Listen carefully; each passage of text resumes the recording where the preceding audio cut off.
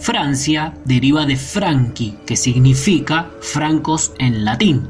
El latín era la lengua que se hablaba normalmente en la antigüedad, cuando gobernaban los romanos. Entonces, Regnum Francorum es el reino de los francos, el reino de los franceses. Los francos eran una confederación de grandes tribus que, en la era final del Imperio Romano, estaban asentados muy cerca de una provincia romana que los romanos llamaban como Germania Inferior o Germania Inferior. Para mediados del siglo V, los francos están asentados en esa región que ocupa el noreste de la actual Francia, Bélgica, los Países Bajos y el noroeste de Alemania. Varios reyes son los que gobiernan entre los francos durante el siglo V, pero no son reyes como uno se lo imaginaría. Esta es la época de la Alta Edad Media. Es una época en donde el feudalismo es muy fuerte. Por lo tanto, el rey no tiene autoridad absoluta, no tiene poder absoluto. Solamente es un título de nobleza más. Los francos permanecen divididos en varios reinos hasta que en el año 481 aparece uno que logra unificar todo el territorio franco, Clodoveo. Es el nieto de alguien que fue un rey de los francos salios, Meroveo. Clodoveo, al igual que su padre Childerico y su abuelo Meroveo, fue coronado como rey de los francos de su territorio, es decir, el rey de los francos salios, pero tras unificar a todos los francos, lo coronan con el título de rey de todos los francos. Por lo tanto, es el fundador de la dinastía merovingia. Clodoveo no solo unifica a todos los reinos francos, sino que los utiliza para crear un ejército enorme y emprender campañas militares hacia el oeste y hacia el sur, chocando contra otra de las grandes tribus germánicas poderosas, los visigodos, uno de los grandes pueblos de los que descienden los españoles. A la muerte de Clodoveo, el reino se vuelve a dividir. Esto es algo que sucederá una y otra vez a lo largo de los siglos en toda Europa. Ahora cada trono lo ocupa uno de los hijos de Clodoveo, pero los francos siguen con la expansión hacia el sur, aunque ahora chocan con otra tribu germánica poderosa, los burgundios, ascendientes de los borgoñones. Con el pasar de los años, algunos reyes francos mueren y sus hermanos toman sus puestos, o sus hijos, hasta que a finales del año 558, el último en quedar es Clotario, quien ocupa todo el territorio de los francos y unifica el reino de nuevo, al igual que su padre, aunque dura muy poco como rey de los francos.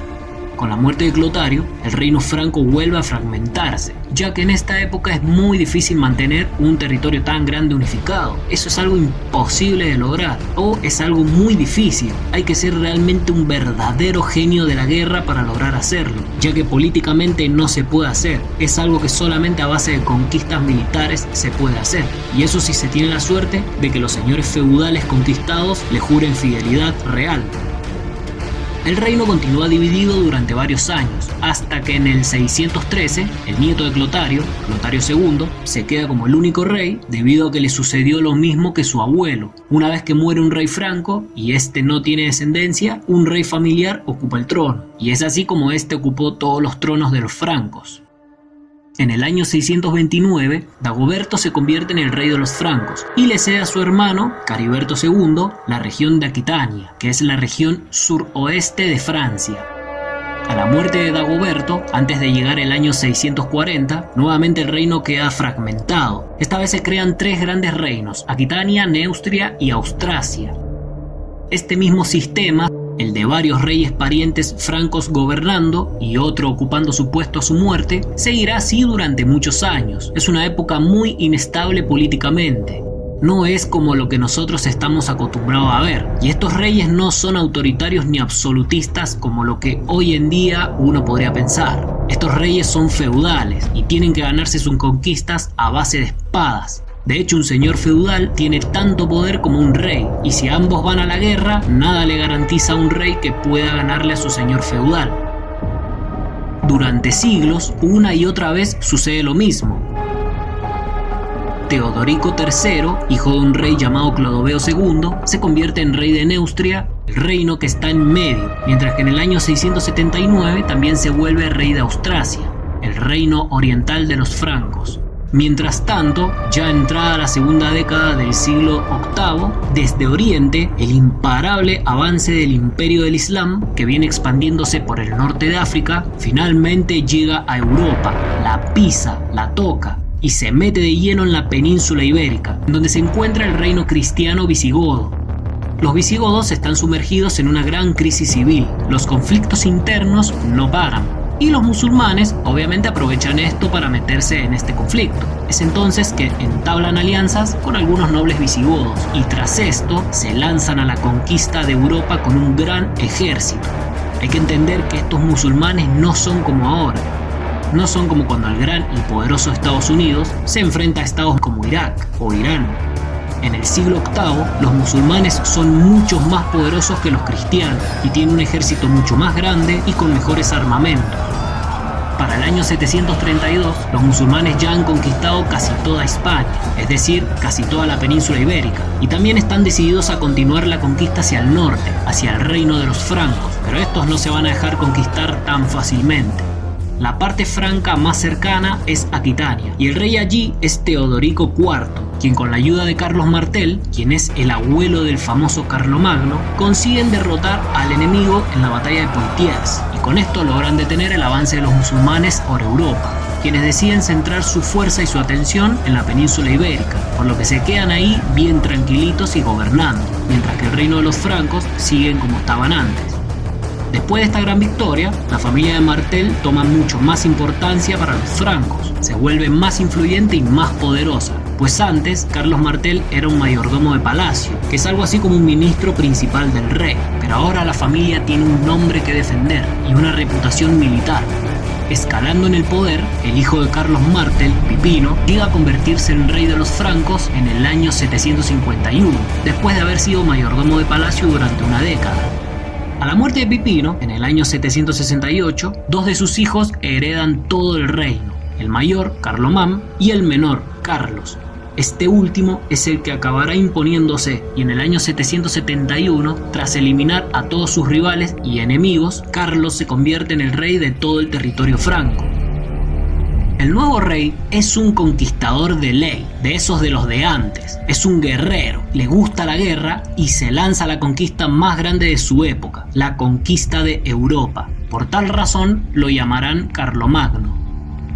En el año 800, tras conquistar el norte de Italia y expandirse hacia el este, Carlomagno y el Papa León III buscan revivir la gloria del antiguo Imperio Romano. Por ello el Papa lo corona como emperador, con toda la legitimidad de Dios, siendo así el emperador de todos los cristianos. Pero esto empieza una gran rivalidad con el emperador romano oriental, es decir, el emperador bizantino, quien hasta ese momento él era el que se consideraba como el emperador de todos los cristianos. Pero a partir del siglo IX encuentra un digno rival, el emperador Franco. Los dominios de Carlomagno se expanden por una buena parte de Europa, y para mantener estable este reino, crea varias marcas fronterizas, que son administradas y cuidadas por marqueses vasallos del emperador. A la muerte de Carlomagno, en el año 814, su hijo Luis, más conocido como Ludovico Pío, consigue mantener unificado todo el reino bajo el título de emperador, pero a la muerte de este en el año 840, pues no sucede otra cosa que lo mismo de siempre. El reino se rompe en varias partes, ya que sus hijos heredan cada territorio. Hay que entender que en esta época no existe el concepto de nacionalismo tal y como nosotros lo entendemos. Solamente existía el rey de un pueblo, que en este caso eran los francos. Pero cada territorio, o cada provincia, o cada estado dentro de ese reino se regía por sí mismo y era bastante independiente, algunos más que otros. El rey solamente era rey en caso de que una invasión extranjera los obligue a unificarse a todos y los represente como tal. Pero en realidad eso de los reyes absolutistas, las monarquías absolutas y todopoderosas, eso viene mucho después, casi un milenio más tarde. Todavía falta mucho para eso. Pero en esta época, después de la nueva fragmentación del reino franco, ya nunca volverá a unificarse como antes. De hecho, en el año 843, cada parte del reino pacta la división oficial de lo que fue el imperio de Carlomagno. Y es así que se crean tres grandes monarquías, la de Francia Oriental, la Francia Media y la de Francia Occidental. Y esta es la que nos interesa a nosotros, pues de Francia Occidental surge la Francia actual.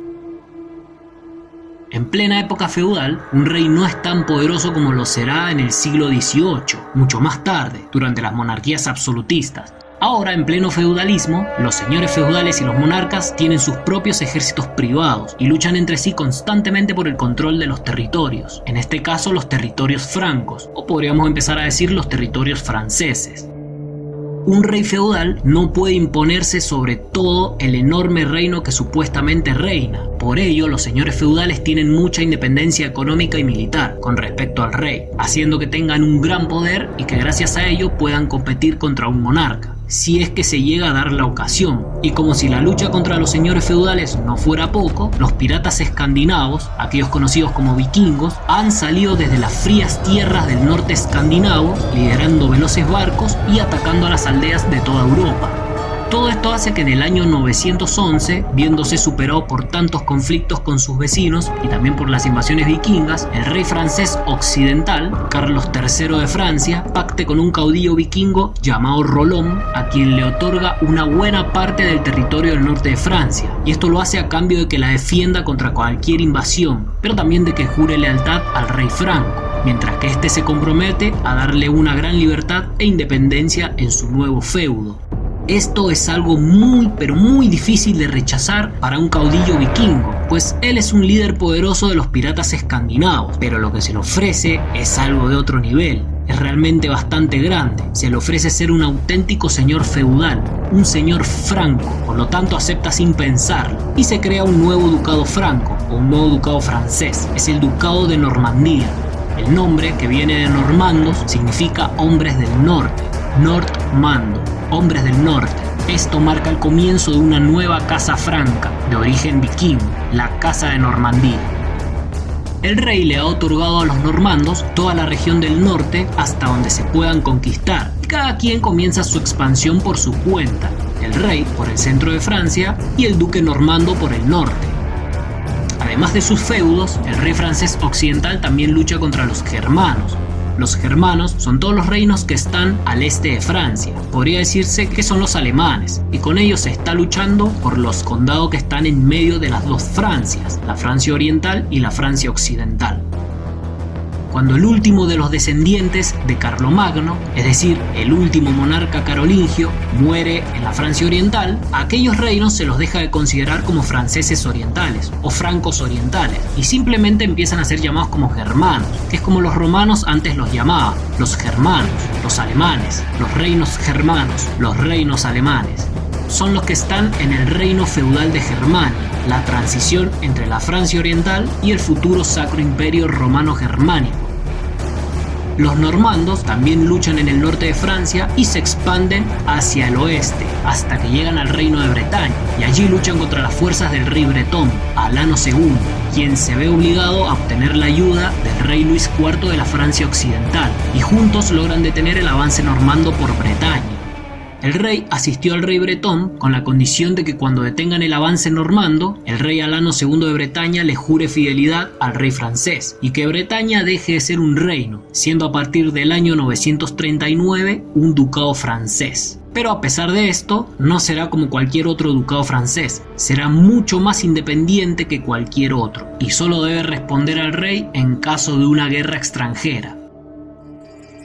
Los carolingios gobiernan en una gran parte de Europa occidental, en condados, en ducados y en reinos. Lo hacen durante todo el siglo IX y en las primeras décadas del siglo X, aunque en donde más tiempo dura esta dinastía es en la Francia occidental. Lo hace por casi un siglo más, de hecho más concretamente hasta el año 987, cuando muere el último de los monarcas carolingios, Luis V. En este año, una nueva familia llega al trono de la Francia occidental, son los Capeto, Capet en francés. Es una familia que no tiene tanto poder, sin embargo con el pasar del tiempo se convertirá en una muy importante y en la más poderosa de todas.